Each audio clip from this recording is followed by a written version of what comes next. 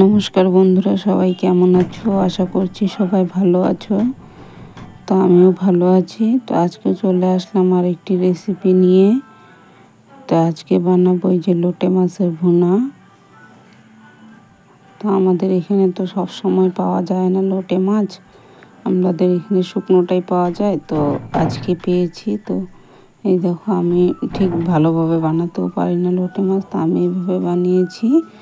যদি তোমাদের ভালো লাগে তাহলে অবশ্যই একটি লাইক করে দিও আর কমেন্ট করে জানিও কেমন হয়েছে। আর নতুন বন্ধু হয়ে থাকলে প্লিজ চ্যানেলটি সাবস্ক্রাইব করে আমার পাশে থেকো, আর পাশে থাকা বেল আইকনটি অন করে দিও, যাতে নতুন ভিডিও ছাড়ার সঙ্গে সঙ্গে তোমাদের কাছে নোটিফিকেশন পৌঁছে যায়। আর ভিডিওটি কেউ স্কিপ করে দেখো না বন্ধুরা, সম্পূর্ণ ভিডিওটি দেখো। তো আমি দেখো লোটে মাছ নুন হলুদ মেখে রেখেছিলাম। এই যে এখন আমি মাছটা লাল লাল করে ভেজে নিচ্ছি। তো এই যে আমার লাল লাল করে ভাজা হয়ে গেছে, তুলে নিচ্ছি।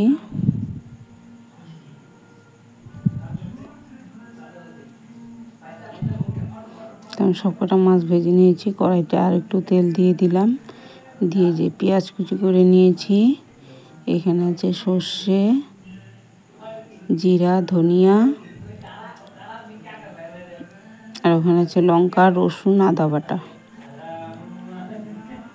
তো আমি কড়াইতে তেল দিয়ে পেঁয়াজটা দিয়ে দিলাম। পেঁয়াজটা আমি একটু লাল লাল করে ভেজে নিব। তো আমি যে পেঁয়াজটা আমি লাল লাল করে ভেজে নিব। তো আমি লাল লাল করে ভাজা হয়ে গেছে। আমি এখানে যে মাছ অল্প, তো সেই জন্য আমি কয়েক টুকরা আলুও দিলাম। অল্পই পেয়েছিল, সেই জন্য কয়েক টুকরা আলু দিয়ে দিলাম। দিয়ে আলু আর পেঁয়াজটা ভালো করে ভেজে নিব। এই দেখো লাল লাল হয়ে গেছে।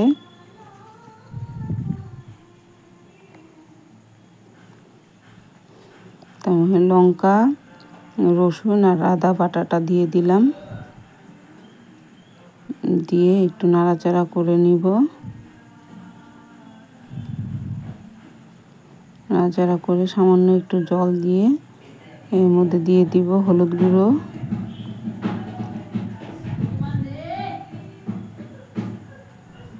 দিয়ে নাড়াচাড়া করে নিব এখন।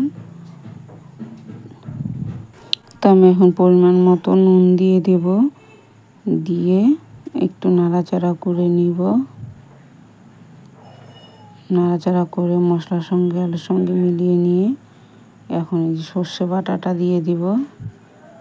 সর্ষে, জিরা, ধনিয়া একসঙ্গে বাটা ছিল, সেই মশলাটা দিয়ে দিলাম। দিয়ে কিছুক্ষণ নাড়াচাড়া করে নিব।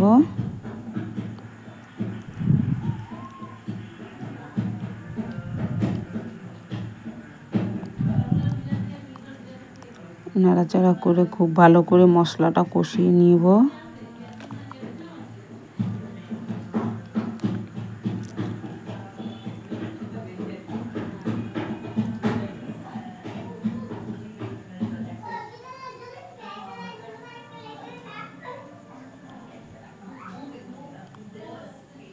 তো দেখো মশলাটা আমি খুব ভালোভাবে কষিয়ে নিয়েছি। এখন এই যে মশলা রেখেছিলাম, বাটিটা ধুয়ে অল্প জল দিয়ে দিলাম। আরেকটু জল দেব আমি, কেননা আলুটা সেদ্ধ হতে হবে, সেজন্য আমি আরেকটু জল দেব।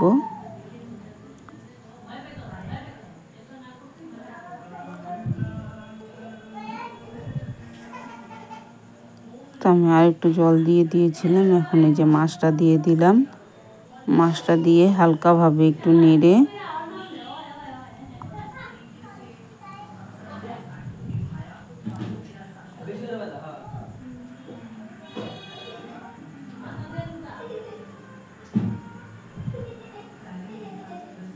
তো আমি যে আলুটা সেদ্ধ হওয়া অবধি খুব ভালো করে ফুটিয়ে নিব। যতক্ষণ অবধি আলুটা সেদ্ধ না হয় ততক্ষণ অবধি ফুটিয়ে নিব।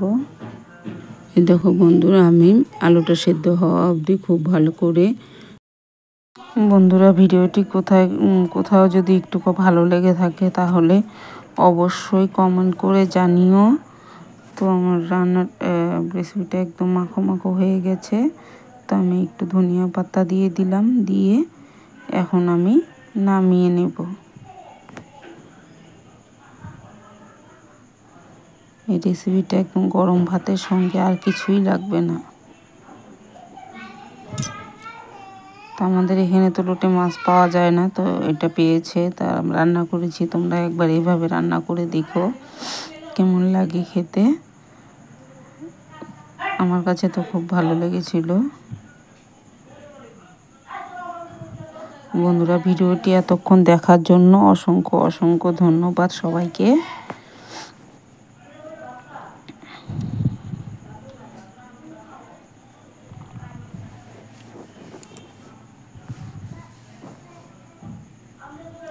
আর বন্ধুরা, সবাই এভাবে পাশে থেকো।